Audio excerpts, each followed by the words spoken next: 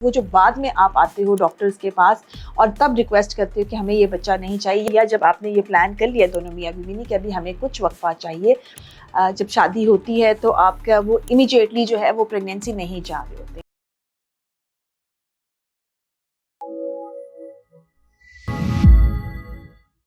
अस्सलाम वालेकुम जी, ये भी वीडियो मेरी जो है वो नए शादीशुदा जोड़ों के लिए है।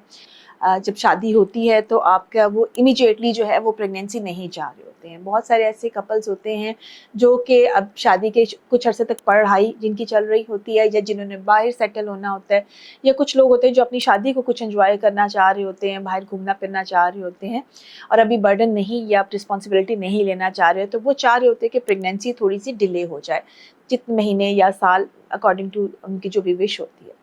लेकिन मसला ये होता है कि वो ये चाह भी रहे होते हैं, एट द सेम टाइम वो किसी किस्म की कोई कॉन्ट्रासेप्शन भी नहीं कर रहे होते हैं। और सबसे ज़्यादा मसला ये होता है कि जब प्रेगनेंसी टेस्ट पॉजिटिव आता है तो वो उठ के डॉक्टर के पास उस वक्त आते हैं और कहते हैं कि हमें ये बेबी नहीं चाहिए, जो कि गलत है। हम लोग इसके हक में नहीं होते। मैं बिल्कुल भी मिसकैरेजेस को, मतलब अबॉर्शन इंड्यूस करने के बिल्कुल भी हक में नहीं होती, चाहे कितने भी वीक्स के ऊपर होता है। मैं हमेशा इस चीज़ को डिस्करेज करती हूँ, चाहे वो न्यूली वाइड है या जिसके ऑलरेडी बच्चे मौजूद हैं, अनलेस कि ऐसी कोई कंडीशन हो जिसमें माँ को रिस्क हो, बहुत ज़्यादा उसकी जान को रिस्क हो, या फिर बच्चे में ही ऐसी एबनॉर्मेलिटी हो कि वो सर्वाइव ना कर सकता हो। सिर्फ यही दो इंडिकेशन है जिसके ऊपर हम अबॉर्शन इंड्यूस करते हैं।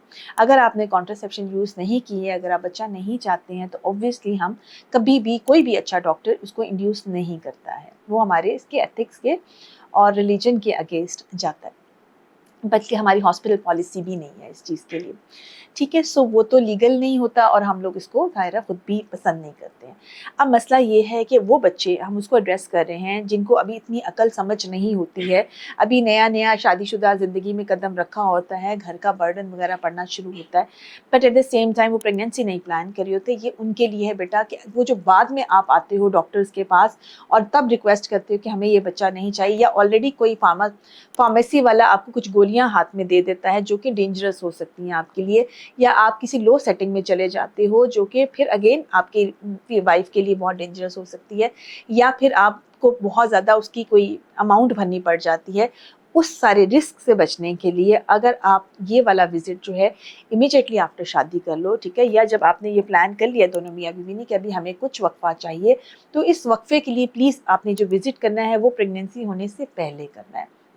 ये बहुत इंपॉर्टेंट है। तो आपने डॉक्टर के पास जाना है। हमारे पास बहुत सारी ऐसी सेफ़ चीज़ें मौजूद हैं जिसके साथ आप डिले कर सकते हो अपने प्रेगनेंसी को जहाँ तक आप चाहते हो। जो तो यंगर कपल्स हैं वो तो ज़्यादा देर के लिए भी डिले कर सकते हैं, या बच्ची अगर पढ़ रही है या बच्चा पढ़ रहा है, या अभी फाइनेंशियल वो चाह रहे हैं कि स्टेबिलिटी हो जाए, उनके पास अभी उतनी हेल्प अवेलेबल नहीं है, या उन्होंने बाहर के वीज़े वगैरह अप्लाई किए हैं, वो तो अपनी को डिले कर सकते हैं प्रेगनेंसी को जितना भी चाहें। लेकिन जो ओल्डर कपल्स होते हैं उन, या जो पेशेंट जिनमें ऑलरेडी पीसीओएस के इश्यूज़ चल रहे होते हैं, या हमें अभी उनकी फर्टिलिटी पे खुद भी डाउट होता है, तो प्लीज़ ऐसे कपल्स को हम रिकमेंड करते हैं कि बहुत लंबा इस चीज़ को मत करें और 2 या 3 महीने या 4 महीने में इस बात को सेटल कर लें कि उन्होंने प्रेगनेंसी को कब प्लान करना है। तो जो ऑप्शंस आपको हम देते हैं वो सेफ़ होती हैं। उनमें यूजुअली कॉन्ट्रासेप्टिव पिल्स होती हैं, या इंजेक्शंस, या फिर कोई कॉइल, या फिर डिपेंडिंग कि आपने कितनी देर के लिए आपने करना है, या इम्प्लांट्स अवेलेबल होते हैं। मोस्टली जो यंगर कपल जिनके बच्चे नहीं होते उनके लिए सबसे जो सेफ़ ऑप्शन होती है वो पिल्स होती हैं। अगर कोई कॉन्ट्रा इंडिकेशन नहीं है तो पिल्स को हम सबसे बेहतर समझते हैं, क्योंकि द मोमेंट आप पिल्स रोकते हैं तो आप बहुत जल्दी कंसीव कर जाते हैं, आपका साइकिल डिस्टर्ब नहीं होता और कोई चीज़ भी आपकी बॉडी के अंदर इंसर्ट नहीं की जाती है। सो इस सेफ़ है। जो दवाइयाँ आप लोग एबॉर्शंस वगैरह के लिए, आजकल जो ट्रेंड बन गया है कि हर बंदे के हाथ पे वो दवाई आ चुकी है, जो कि बहुत डेंजरस है, ना उसका यूज़ ठीक तरीके से पता है, ना उसके साइड इफ़ेक्ट्स पता है। तो ऐसी सूरत हाल में प्लीज़ उसको अवॉइड कीजिए और पहले, प्रेगनेंसी होने से पहले प्लीज़ अपने डॉक्टर से राब्ता करें ताकि वो आपको इसके बारे में गाइड कर सकें। बहुत सारा ख्याल रखें, दुआओं में याद रखें।